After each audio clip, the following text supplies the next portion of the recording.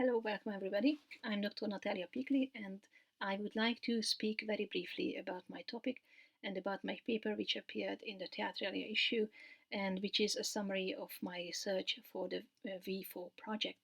As you can see from the title, I'm focusing on two definitive theatrical venues, Katona Theatre and Ódry Theatre.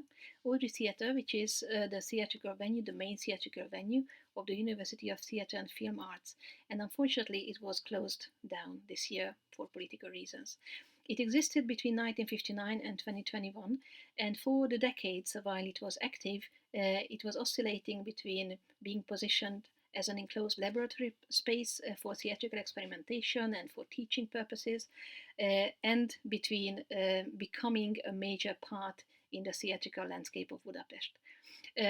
When we speak about Ódry, we do not only mean the main stage, which is a box theatre and an audience of roughly 200 people, but there are also many other venues where performances were held by the students in the attic, in the canteen, in the rehearsal rooms.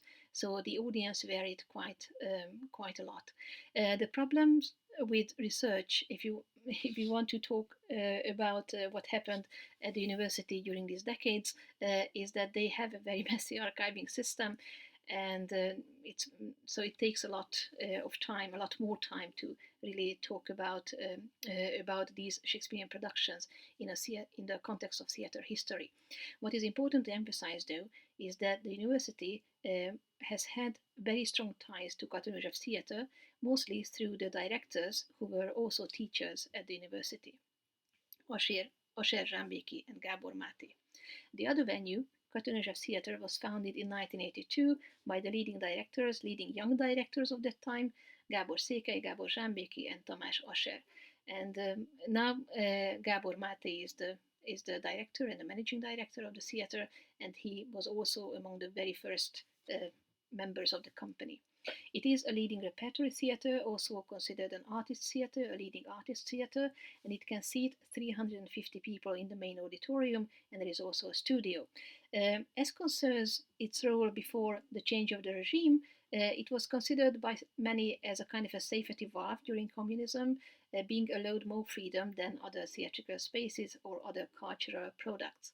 But after the change of the regime, it had to redefine its own space in Hungary and in Hungarian cultural life, and this is what I'm going to address in the following, and I addressed in my article.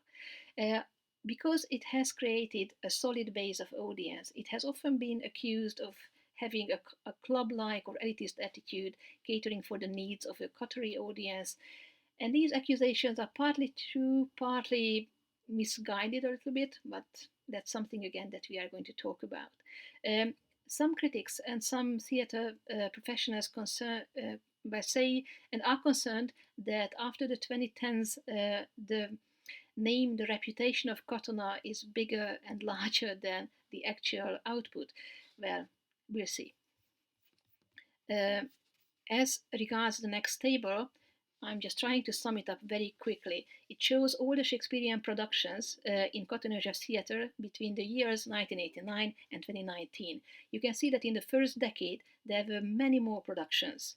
In the second decade, between 2000 and 2010, there were only 2 productions, just like between 2010 and 2019, there were only 2 Shakespearean productions. So the number of Shakespearean productions in Katona Theatre seemed to be dwindling away.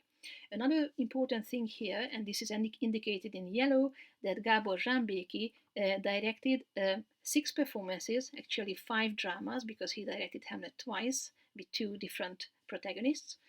And the actors were different in these productions for Hamlet.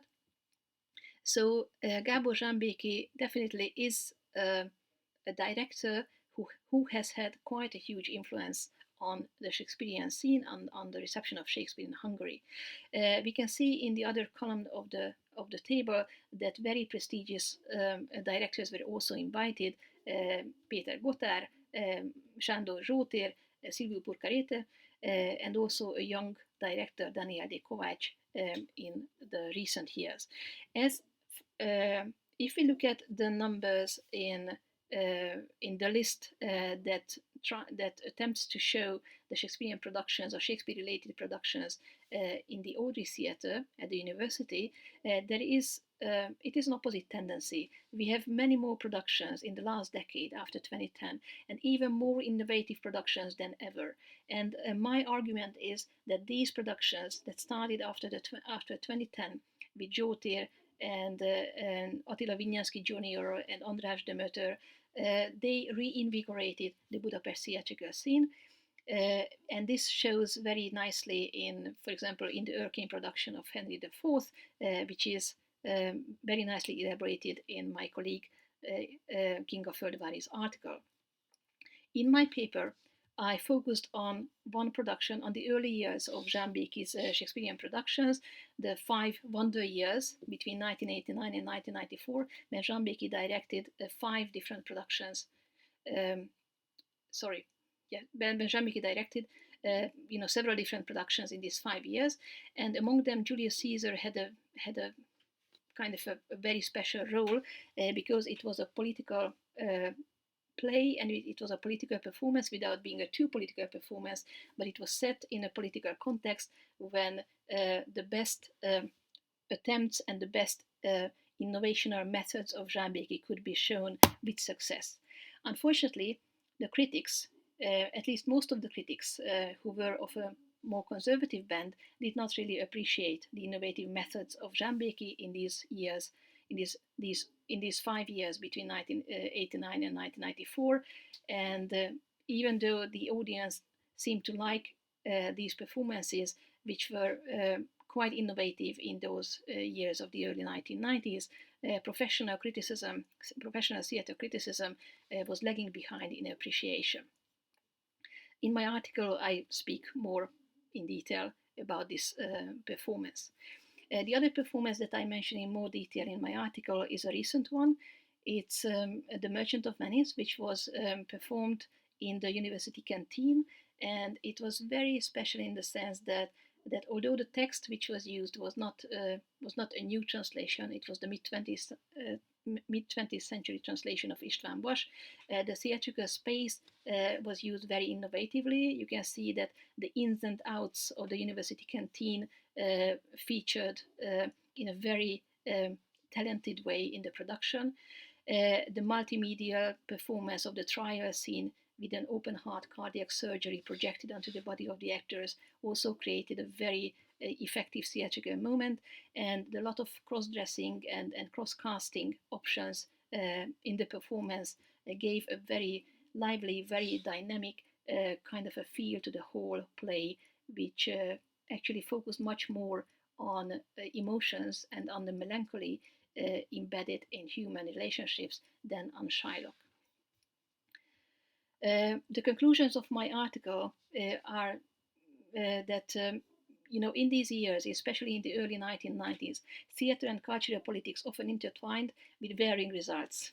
And professional theatrical criticism often lagged behind in recognizing and appreciating new and innovative methods in the early 1990s. So whatever Jean Béké tried out in the early 1990s were not recognized and appreciated by the critics. So quite often he stepped back a little and did not dare to hazard these new methods later on.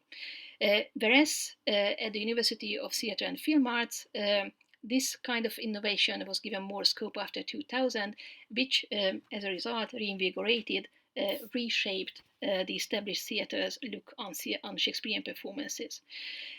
So what is important is that we should look at performances that somehow reconsidered and reshaped the Shakespearean reception in these 3 decades, and which showed that you can do Shakespeare without being inhibited by tradition, cult, and canon. My future plans, and first my methods about my future plans. I would like to conduct several interviews with Gábor Jean Béké and actors who were involved in the original 1990s productions or in later productions and who are still very much active. Actually, many of them in the Katona József theater still, like Eszter Unodi, Gábor Máté, Tamás Keresztes, and Fekete, and so on. Some have become leading actors in other theaters, like Pál Mácsai, but I would like to conduct a lot of interviews with them, asking them about their opinion on Shakespearean performances in these 3 decades. And of course, archival research is to be done in Katona's own archives and also in the Hungarian Theatre Museum and Institute. Plus, I'm relying on my colleagues' expertise and help when it comes to the Central European context, because my aims are the following. I would like to write articles in English on the Central European context. So how Katona and Katona's Shakespeare productions were incorporated into a larger regional context, especially focusing on Purcaretes, Troilus, and Cressida, but there are also other avenues that I will follow. And I would like to write articles in Hungarian and finally a book as a kind of a summary of Katona József Theatre's take on Shakespeare after the fall of the Iron Curtain. And I have a tentative title, Behind the Iron Curtain, Shakespeare and Katona in 1989-2019. Thank you for your attention.